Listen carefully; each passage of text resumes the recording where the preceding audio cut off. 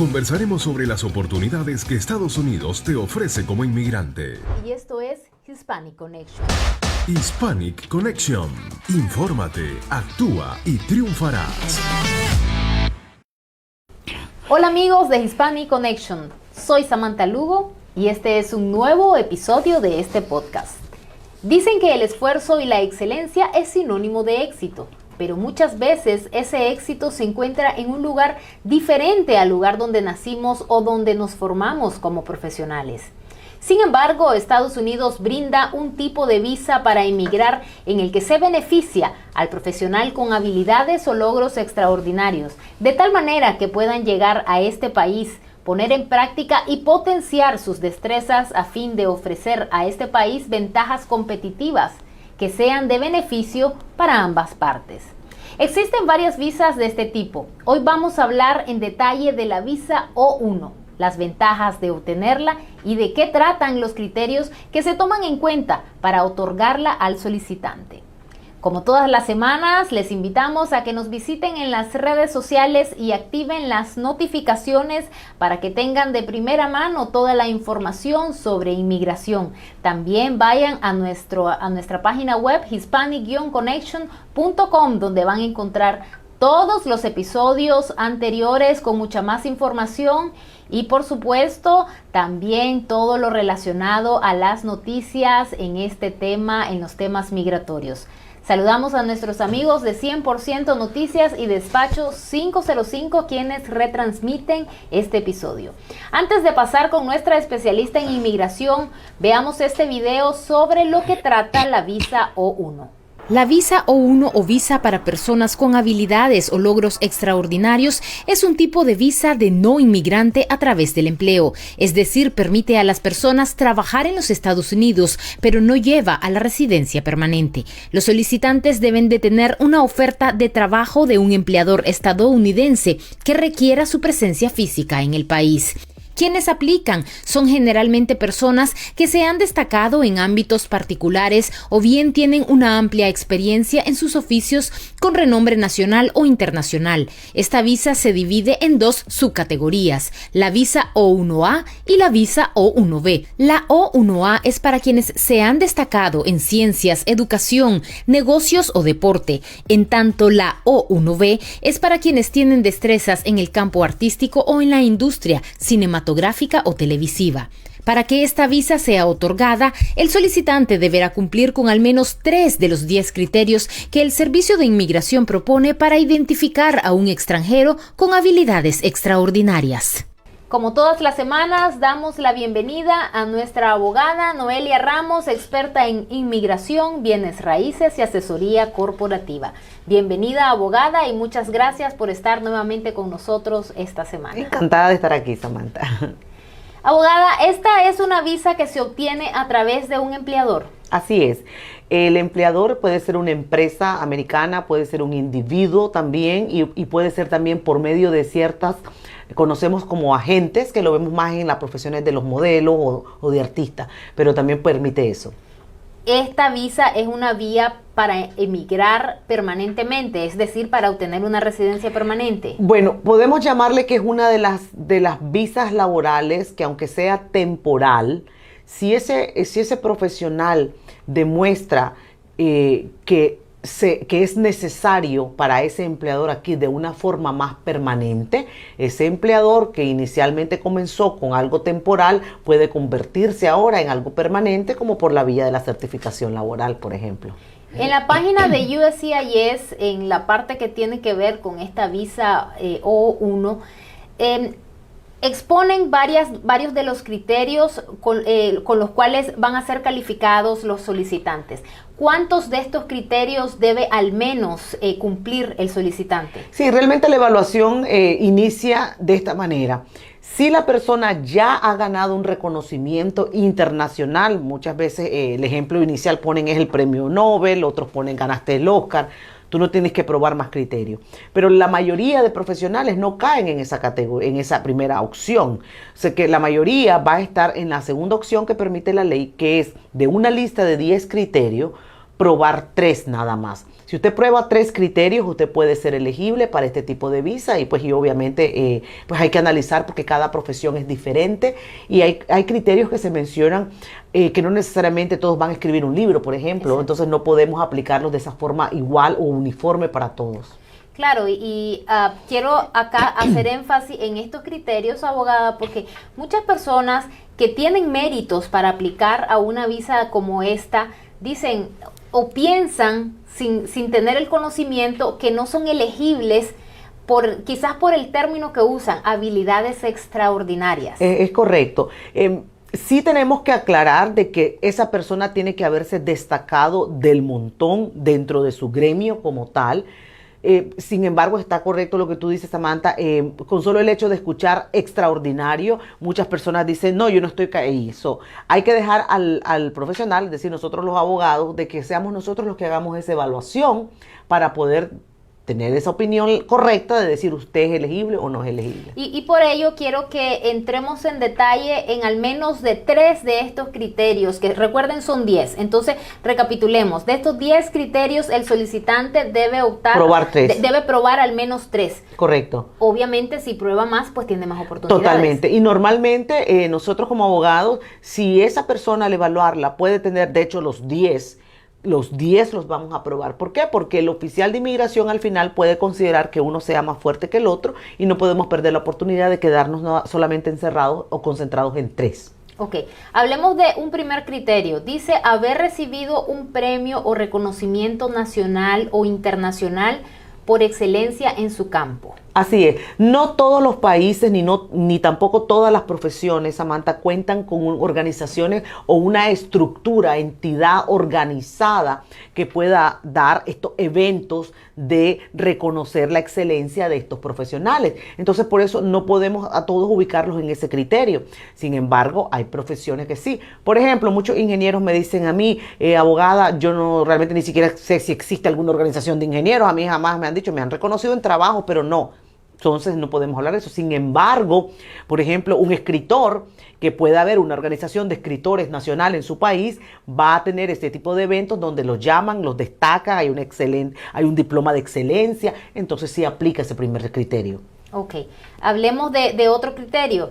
Ser miembro de una asociación en la que se requiera tener logros para ser parte de ella. Sí, esa causa confusión, porque muchos automáticamente toman ese criterio como, por ejemplo, simplemente estar afiliado a una organización, y no funciona así. La ley explica de que la afiliación está bien, sin embargo, para que el criterio se pruebe, usted tiene que tener un mérito más para ser considerado importante, destacado, tener algo más. Es decir, hay personas, por ejemplo, que para ser catalogados miembros de esa organización, si no tienen menos de 10 años en la carrera, no pueden optar a hacer siquiera pensar que van a ser miembros. Esa podría ser podría ser si existe algo también que tenga que ver con el aporte que ha dado ese profesional al gremio. O también hay organizaciones, porque recuerden, estamos hablando de organizaciones en nuestros países de origen. Así es. Entonces, hay organizaciones que, si bien aglutinan a todo aquel profesional de esa rama, algunos de ellos son miembros honorarios. Así es. Entonces, ya la palabra sumada a ser miembro, pero honorario, automáticamente es algo positivo cuando nosotros lo detectamos. ¿Por qué? Porque ya tuviste que tener una característica más fuera del montón para ser considerado honorario. Entonces, a eso es que nos estamos refiriendo, o a eso es que se refiere la ley cuando habla de pertenecer a una organización. Hablemos de un criterio más. Publicaciones profesionales sobre el peticionario relacionado a su campo. Ok, en este caso, no volvemos a lo mismo, no a todos tienen la ventaja de que la prensa, por ejemplo, haya ido a buscarlo a usted para hacerle un reportaje, o que venga ese gremio, por ejemplo, de ingenieros, haya escrito un semanario donde habla de los principales proyectos en arquitectura en ese país. No todos tienen eso. Entonces, los que sí lo tienen, tenemos que analizar el material primero. Tenemos que analizar quién es la organización que está detrás o la persona que está detrás realizando esa publicación, por ejemplo. Es decir, son varios análisis para poder decir, este criterio lo podemos ¿Lo podemos probar o no? No es solamente hacerle un reportaje, por ejemplo. Exacto, eso le iba a preguntar, por ejemplo, si hay un médico, pero le hicieron un reportaje de la mamá del año, entonces no es... No, exactamente. Por eso tiene que que ver mucho el análisis de cuál es el contenido, de por qué razón y si están hablando de la materia en sí, a lo que es la carrera o lo que es por lo cual usted se ha destacado. Definitivamente. Sí, claro. Y como ¿verdad? Estamos hablando de 3 criterios, pero son 10 criterios en los que muchas personas pueden calificar.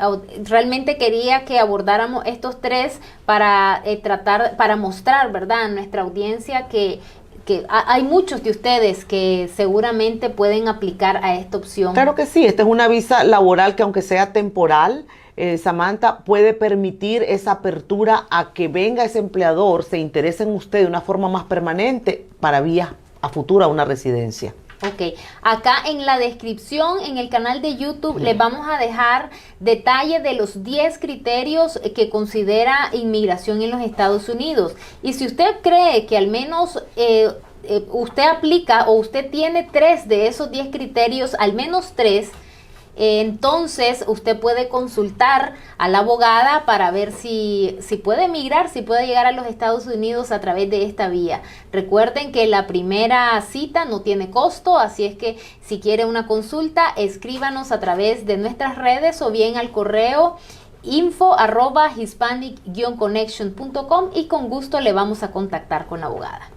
Abogada, hablando de esta visa, los criterios que se toman en cuenta son muy parecidos a los de la EB1, que también se llama talentos extraordinarios y que sí lleva a la residencia permanente. Entonces, 1, ¿en qué se diferencian? Y 2, ¿por qué una persona que va a optar por la O1, por qué no opta de una vez a la EB1, que ya lo lleva a la residencia permanente? Bueno, eso es parte de la valoración que hacemos nosotros los abogados, porque cuando ya el análisis está puesto y efectivamente confirmamos la elegibilidad para una EB1, y para las personas que nos están escuchando, cuando hablamos de EB1, es también una de las visas o vías para obtener la residencia en este país, a diferencia de la O, que es la que estamos discutiendo, es solamente temporal. La EB1 nos lleva a una residencia. Y si cumple los requerimientos de la EB1, definitivamente vamos a recomendar intentar obtener la EB1 definitivamente, siempre y cuando la persona esté dentro de sus intereses, obviamente volverse residente en este país. Hay otras personas que para nada están interesados en vivir en este país, sino de esa forma temporal, quedarse con la O y les conviene más tener la O. Entonces, realmente tienen que ver también esos factores personales en cuanto al aplicante.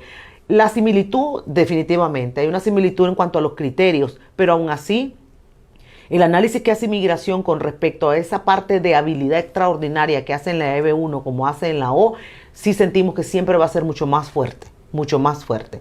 Consideramos que para efectos de nosotros como abogados, por lo menos en mi caso, cuando yo trabajo con la O, trabajo como que si estuviera trabajando para un 9-1 porque quiero el éxito de mi cliente, por ejemplo, y quiero dejar convencido totalmente Inmigración que esta persona tiene esa habilidad extraordinaria. Así que definitivamente, repito, aunque se trabaje para una O, tú tienes la opción para optar a ambas. ¿Cómo es el trámite? ¿Se envía la solicitud con todas estas pruebas y luego qué sucede? Ok, el trámite puede dividirse en 2 etapas o puede hacerse de una sola etapa dependiendo de dónde se encuentra la persona, el beneficiario. La O normalmente es preferible hacerlo vía consular porque esa persona desea tener estampada formalmente su visa temporal. Y de ejemplo pongo, por ejemplo, las visas de turista. Ustedes ven cómo las personas que tienen visa de turista tienen en su pasaporte estampada la visa. Bueno, las personas que obtienen la O también se les va a estampar así en el pasaporte y pueden estar entrando y saliendo de los Estados Unidos. Sin embargo, hay personas que ya están en Estados Unidos en un estatus legal y hacemos lo que se llama el cambio de estatus. Si esa persona ya está en Estados Unidos, entonces tanto iniciamos y finalizamos el proceso todo en Estados Unidos. ¿Qué va a ser ese proceso? Bueno, es solicitar que sea ese empleador el que firma la petición o ese agente de empleados que firma la petición ante Inmigración exponiendo no solamente los criterios que está aprobando, sino también el tiempo que va a pedir, que normalmente no es menos de 1 año. Y si estamos hablando en el área de los artistas, por ejemplo, muchas veces tenemos que incluir un itinerario, es decir, cuáles son esas actividades artísticas o conciertos donde se va a presentar. Es decir, es bastante en ese sentido estricto, en que ellos quieren saber qué tú vas a hacer durante ese tiempo que tú estás pidiendo, qué realmente es lo que tú vas a desarrollar durante ese tiempo. Entonces, eso es lo que llamaríamos la petición laboral como tal. Sin embargo, si la persona se encuentra fuera, ahí es donde se da la segunda etapa, que es, hay que solicitar la cita ahora en la embajada, mandar la solicitud como tal, pagar la tarifa que pide la embajada también, presentarse a su entrevista y entonces una vez que es otorgada, le entregan el pasaporte con la visa estampada y usted puede viajar. O sea, tienen que ir a una entrevista. Sí, normalmente todas las embajadas con este tipo de visa van a llamar a la persona presencial para que obtengan su visa. ¿Qué va a suceder en esa entrevista? ¿Qué van a preguntar? La verdad que la entrevista está diseñada para confirmar intenciones, muchas veces intenciones. ¿Qué es lo que tiene que ver? Intención de que usted quiere regresar a su país. Repito, esta es una visa temporal. Por ejemplo, si usted al contestar preguntas, usted contesta cosas como, por ejemplo, vendí todas mis cosas, vendí mi casa, ya no regreso, pues obviamente la intención es completamente obvia y usted no quiere regresar, ese oficial se lo puede negar. Entonces, esa es una de las razones por la cual ellos tienen que entrevistar. ¿Dónde están las intenciones? ¿Realmente usted solo va a lo que dice que va o aquí hay algo más? Entonces, eso es parte de la necesidad de una entrevista. Y cuando uno, ya decíamos, ¿verdad?, al inicio que esta visa es a través de un empleador. ¿Qué pasa si en el camino ese empleador ya no quiere seguir trabajando conmigo o viceversa, o esa empresa, digamos, va a la quiebra? Bueno, una de las responsabilidades que tiene ese empleador es que tiene que garantizar el retorno de esta persona comprando un pasaje de regreso. Eso es parte de las responsabilidades del empleador. Ahora, si esta persona se desaparece y el empleador, por más que quiera cumplir con su obligación, no lo puede ubicar, pues obviamente no va a pasar. Pero si esa persona desafortunadamente se ve en la situación de que esa empresa quebró, pero aparece otra oferta, entonces podemos solicitar otra visa a un nuevo empleador para que entonces usted pase de empleador A a empleador B. Pero eso, pues, siempre y cuando el tiempo nos lo permita, porque a veces desafortunadamente no hay suficiente tiempo para realizar el cambio. ¿Y qué pasa con la familia? ¿Los cubre esta visa? Sí, los hijos menores de 21 años y los esposos o esposas también se ven beneficiados como derivados y pueden acompañar al principal para que estén durante el tiempo mismo de validez que tiene el principal también acá, en los Estados Unidos. En el caso de los cónyuges, ¿tienen derecho a trabajar? ¿Tienen permiso de trabajo? Últimamente están sacando nuevas indicaciones, Samantha, te podría decir en este momento, porque no me ha dado tiempo de ver esa parte, pero el que puede trabajar es el principal. El esposo normalmente va a estar nada más solo con la autorización de estadía, de estar aquí legalmente. Y eventualmente esta persona puede aspirar a ser residente permanente por otra vía, quizás otra vez volver a pedir esta visa, pero esta vez a través de habilidades extraordinarias, la EB1, que se le conoce como... Claro, porque es que si la persona cumple con los requerimientos, puede perfectamente solicitar una EB1, que es para efectos de residencia permanente, por supuesto. Claro, esto, ¿verdad? Esta vía es, cuando se habla así, es una vía que puede sonar muy compleja, pero sí es una excelente vía para lograr llegar a los Estados Unidos y concretar una vida aquí, y concretarla para los familiares. Así es. Además, son los méritos que usted se ha ganado con su esfuerzo, con sus estudios, con su experiencia laboral, con destacarse en su gremio, con las contribuciones que usted ha dado al gremio también, así que vale la pena que se hagan valer. Y pienso yo, es una manera de premiar, de que Estados Unidos, el sistema migratorio de los Estados Unidos, premia a aquella persona que ha hecho lo mejor posible en su campo, en su lugar de origen. Es correcto, por eso es que se da el waiver o se exime que tenga que haber un peticionario cuando hablamos de la EB1, porque por su propio mérito usted ya no necesita ese peticionario, sino que por probar la importancia que usted ha dado o está destacado, va a poder entrar a la solicitud sin tener a ese peticionario. Así es que ese puede ser usted. Así es que recuerde, si quiere una cita con la abogada,